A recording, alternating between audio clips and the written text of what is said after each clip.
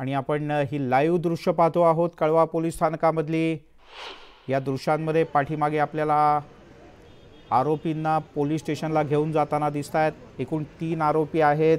काल कल्याणच्या पोलीस स्टेशनमध्ये फायरिंगचा प्रकार घडला होता।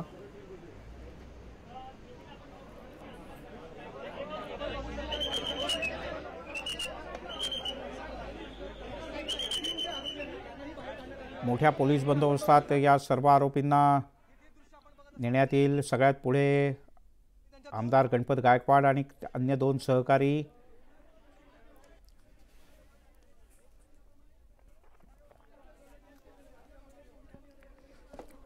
काल रात्री उशिरा या तिघांनाही अटक करण्यात आली। तर महेश गायकवाड आणि अन्य एक हे ज्युपिटर हॉस्पिटलमध्ये सध्या त्यांच्यावर उपचार सुरू आहेत। आणि आपण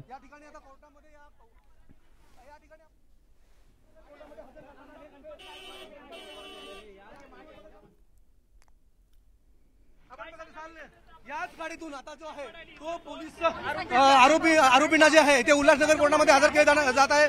हा प्रचंड पाऊसपाडा हा जो तैनात करण्यात आलेला आहे आणि बघत असाल याच ठिकाणावरून आता ते स्वतः जे आहेत गायकवाड जे आहेत गायकवाड आणि त्यांचे 2 ते जे पोलीस आरोपी आहेत हे याच आता आपण बघत असाल हीच गाडी जी आहे उल्हासनगर कोर्टामध्ये आता स्वतः पोलीस प्रचंड मोठ्या पाऊसपाड्यासह तैनात करण्यात आलेल्या या गाडीतून आता ते रवाना झालेले आहेत। आणि आपण बघत असाल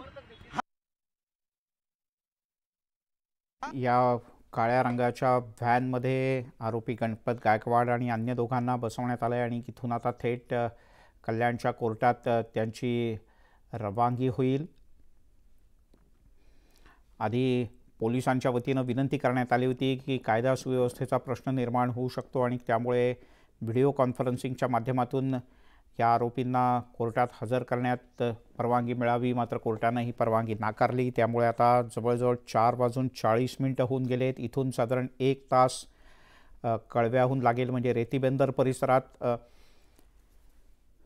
हे कळवा पोलीस स्टेशन आहे की जिथे या 3ही आरोपींना ठेवण्यात आलं होतं। इथून साधारण 1 तासाच्या अंतरावर या 3ही आरोपींना घेऊन जाऊन मग कोर्टात हजर करण्यात येईल।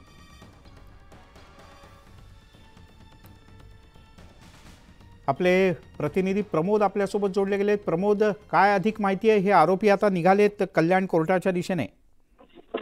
उल्हासनगर कोर्टामध्ये करेक्शन करतोय। उल्हासनगर कोर्टामध्ये आता हे सगळं प्रकरण आहे हे घेऊन गेलं जात आहे।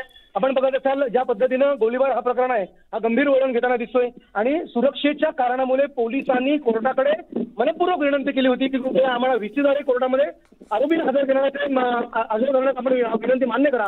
मात्र कोर्टाने स्पष्टपणे या त्यांच्या विनंतीला नकार दिलेला आहे। त्यांनी सांगितलेलं आहे की आरोपींना आपण प्रत्यक्षरित्या या कोर्टामध्ये हजर करा आणि त्यामुळे पोलिसांसमोर एक आव्हान उभं राहिलंय। पोलिसांनी प्रचंड पाऊसपाडा अर्धीची कुमक मागवलेली आहे। 3 ते 4 मोठ्या गाड्या